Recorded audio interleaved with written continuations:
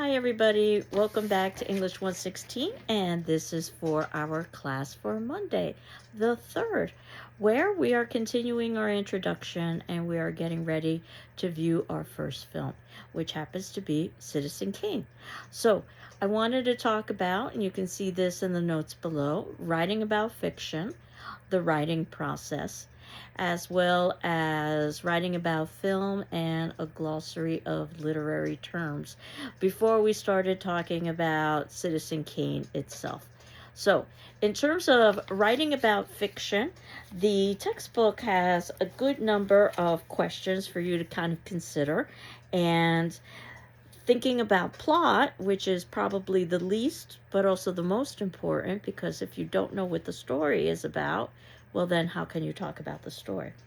Does the plot conform to a specific formula? Is it predictable, in other words? What is the conflict? What's the tension? Is the story told chronologically? And if not, why? What does the exposition or the background information reveal? Is the conflict resolved at the end? And is the plot unified? And then moving on to other things like character. Who is the protagonist? Who happens to be the main character or the hero? And who is the antagonist? Who is the villain? And it doesn't necessarily have to be a person. It could be something like an animal or a thing. Think about how the weather could be an antagonist.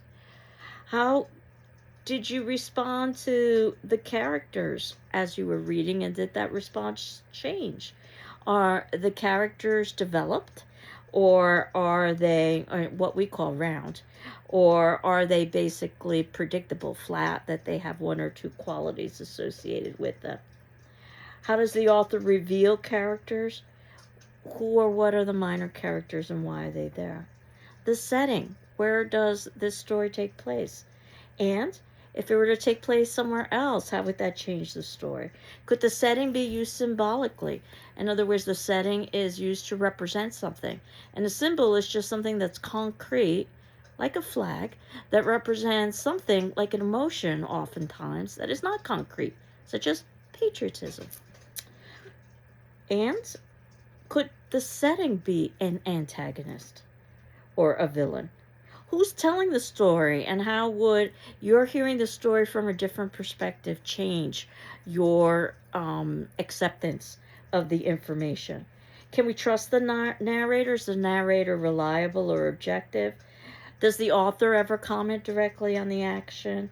Um, what kinds of symbols are being used in the story? How do they contribute to your understanding? What are the theme or themes, the major truths that you see in the story? Is this theme directly stated, or is it just merely suggested? And things in literature more often than not are suggested. Do the themes confirm your values, or do the themes challenge your values? Um, what about the style, the diction, the language that's being used, or the tone, the emotion, or the feeling of the story?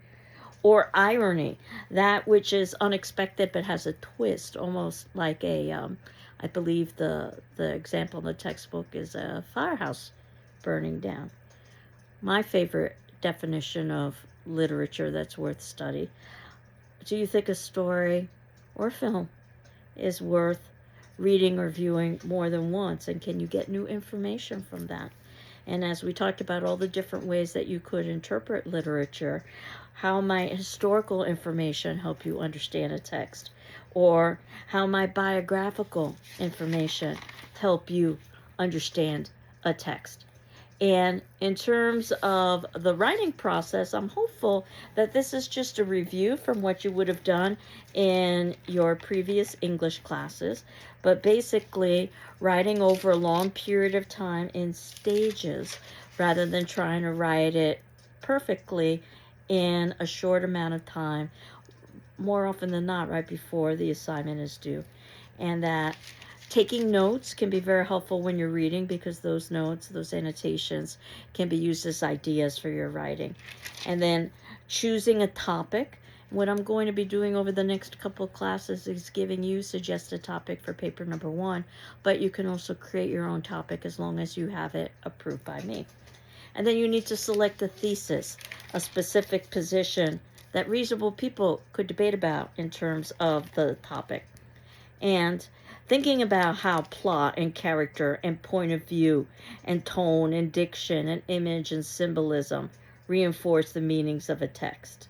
And what issues does the work raise? And thinking about biographical questions and how might knowing about the author's biography, or psychological questions, how do the characters' emotions and behaviors, or historical questions, how does the work reflect the period, and so forth and so on, can be very useful in terms of thinking about a piece of literature. But I've always suggested that you let the literature determine for you which lens you want to view it through, or probably if you didn't do that and just decided to take one position, for instance, being a Marxist, how are class differences presented in the work, that could be limiting because a work may not necessarily examine class in depth. So, that said, organizing a paper where you've got a topic, you're developing a thesis, and then ultimately you're writing a draft. The introduction is where you've got your thesis, so oftentimes it could be the most challenging, because you don't know what your thesis is necessarily. But asking yourself things like, is the topic manageable and clear? Is the paper organized? Is your argument persuasive? Are you using transitions and connections? Do you have a good title that gives the reader a sense of what you're writing about? Are you using quotation? You don't want to underquote or underquote. Have you followed your instructor's guidelines? So again, this is very early on in the semester, so this might be a section that you may want to dog ear or remember or revisit when we get a little bit closer to the paper. And I'll also be distributing some handouts as well about how to write a paper. The glossary of literary terms is one of the resources that's included in your textbook at the very ending, and I suggested that you skim it because basically you're not going to read the glossary, but the glossary can be very helpful in terms of clarifying some of the language that we oftentimes use in this discipline. For instance, I just talked about irony, and we could look up irony. What it says in the glossary is that it's a literary device that uses contradictory statements or situations to reveal a reality different from what appears to be true. And then it gives lots of examples about irony. So I just wanted you to know that that was in our particular text. But you'll see immediately below this video, there is a picture that I wanted to draw your attention to. Some of you might be familiar with this image. It happens to be from the Stanley Kubrick film, The Shining. And it's a film that I think is very well done. I highly recommend. And it is different from the text. So if you're familiar with the text, I think of the text and the film oftentimes as very two different things. But you will see our main character in the first picture wearing a tie, a green tie, and it doesn't seem to be terribly significant until we get a close-up of that tie, and we can see that that tie is a ribbed tie, and it very much looks like a maze, which is what we see our main character looking at in the third picture, which happens to be a model of a maze in the hotel in which he's staying at. And if you know anything about The Shining, the film, there is an outdoor maze that's very important in terms of the plot of the film. So something as simple as an actor's wardrobe, such as a tie, could be very deliberately chosen to give us some foreshadowing or some hints of what might be coming up later in a film. Something that you probably wouldn't catch in a first viewing, or maybe not even a second or a third viewing. But ultimately, keep in mind that each time you see a film or you read a text, you're able to get more detail and more nuance out of it. So, if you're curious, the textbook will, on page 50, show you a sample paper in progress where, and there are lots of different ways to write a paper, but you've got somebody who begins with a journal, just some informal reflections, almost like a diary. Then they brainstorm, they try to develop some ideas for a paper. Then they draft, then they begin to write without worrying about grammar or mechanics. And then ultimately they edit so that they are polishing the writing so then they can submit it. So, that said, I wanted to talk about why we are beginning with Citizen Kane. I believe I shared with you that this was a film that I saw in my own undergraduate days, my freshman year in college, first couple of weeks, and was told that it was highly significant in cinema studies, and it was just an incredible film. And I remember when I first watched it, my very first viewing, and I thought it was fine, but I really didn't understand why it was so important and why it was so significant. It wasn't until years later when I knew some of the history of the film itself. So, what I wanted to do was to prepare you by giving you some of the history of the film itself. So, what I was able to do is to find, and thank heavens for YouTube, I was able to find the documentary, The Battle Over Citizen Kane, which is a terrific documentary. And I've highlighted 40 minutes of that documentary, separate sections, 21 sections actually. Is it 21 sections? No, I skipped some sections. So sections 1, 2, 3, 7, 8, 9, 11, 13, 15, 16, 17, 19, 20, 21. Though certainly you could see it all if you wanted to, but definitely you want to see these sections.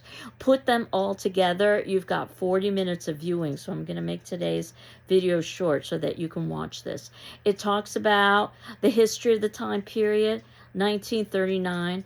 It talks about William Randolph Hearst, who was such an important man during the time period. He was a media mogul, and Citizen Kane is loosely based on, or maybe not so loosely based on, William Randolph Hearst. And then they talk a little bit about Hearst's life, which will be very relevant when you watch Citizen Kane, because it's clear that Citizen Kane is talking about William Randolph Hearst.